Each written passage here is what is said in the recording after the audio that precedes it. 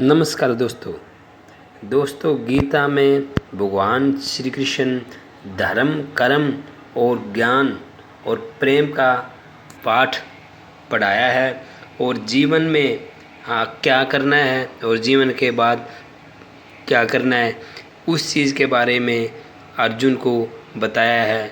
और उससे हमें ये शिक्षा मिलती है कि हम गीता को श्रीमद् भगवत गीता को अपने जीवन में अगर उतारते हैं तो हमारे जीवन में बहुत बदलाव आ सकते हैं।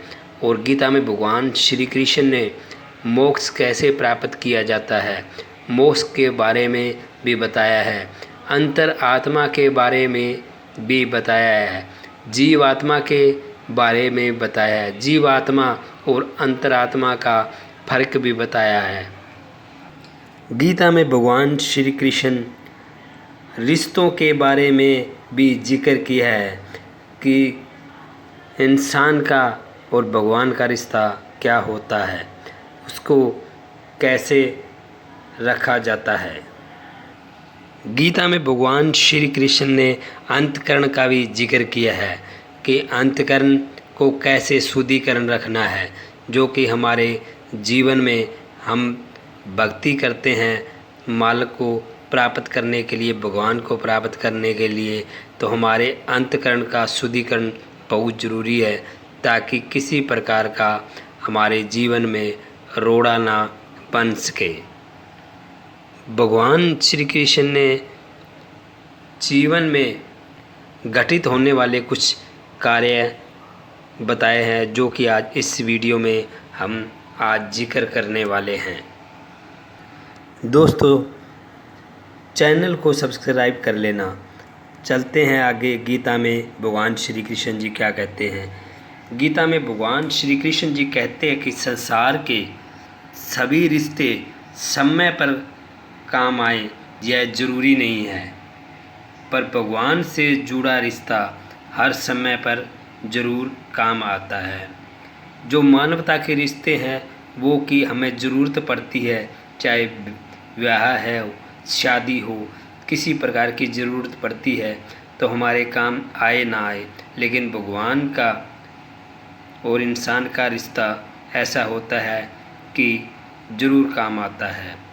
फिर आगे भगवान श्री कृष्ण ने गीता में क्या लिखा है, आपके पास जो कुछ भी है उससे बढ़ा चढ़ाकर यानी अपनी मान बढ़ाई के लिए आगे मत बताएं और न ही दूसरों से ईर्ष्या कीजिए।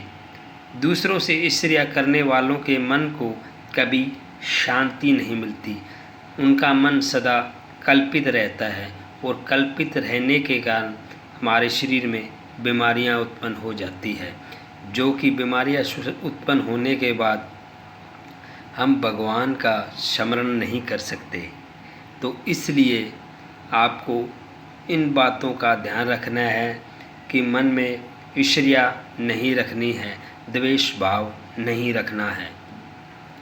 आगे भगवान श्री कृष्ण जी क्या कहते हैं। गीता में भगवान श्री कृष्ण ने बताया है कि ऐसे मनुष्य का पतन निश्चित है जिसके मन में अहंकार, ईर्ष्या और द्वेष का भावना हो, क्योंकि यह सारी प्रवृत्तियाँ दीमक की तरह होती है जो किसी भी इंसान को अंदर से खोखला कर देती है।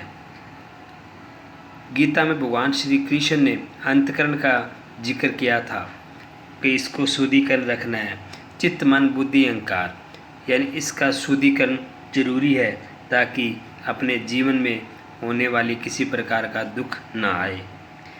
फिर आगे भगवान श्री कृष्ण कहते हैं, गीता के अनुसार जीवन की एकमात्र समस्या मनुष्य की गलत सोच है, वह सही ज्ञान ही हमारी सभी समस्याओं का अंतिम समाधान है।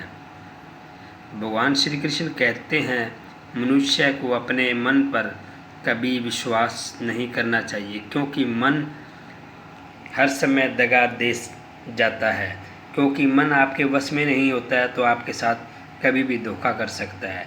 हर किसी को अपने मन की बजाय कर्म पर ही केंद्रित करना चाहिए। क्योंकि जो कर्म करते हैं उसका आपको पता है कि आपने क्या कर्म किया है। और जो मन है वो खुद नहीं करता है, वो आगे इंद्रियों को ऑर्डर ही देता है। जो इंद्रियों को बुरा करवाता है या अच्छा करवाता है वो इंद्रियों पर ऑर्डर करता है। और बुद्धि है जो कि शिक्षा देती है, मन को रोकती है कि किस तरीके से आपने काम करवाना है, लेकिन मन राजा होता है, वो अपनी मर्जी करता है। तो इसलिए कर्म अपने सच्चे मन से अच्छे करने चाहिए। फिर आगे गीता में श्री कृष्ण कहते हैं कि हर मनुष्य के जीवन का आधार प्रेम है। जिस भी व्यक्ति के जीवन में प्रेम है, सिर्फ उसी के जीवन में शांति है, क्योंकि शांति प्रेम में ही निहित है। अगर जीवन में प्रेम नहीं है तो बहुत कुछ पा लेने के बावजूद व्यक्ति को संतुष्टि नहीं मिलती, क्योंकि प्रेम भाव सबसे पहले भक्ति की सीढ़ी है। क्योंकि भक्ति की पहली सीढ़ी प्रेम है। प्रेम करने के बाद में आप मोक्ष प्राप्त कर सकते हैं। आगे भगवान श्री कृष्ण ने गीता में क्या कहा है कि इंद्रियों से परे बुद्धि और बुद्धि से परे मन, वही मन से श्रेष्ठ चेतना यानी आत्मा है।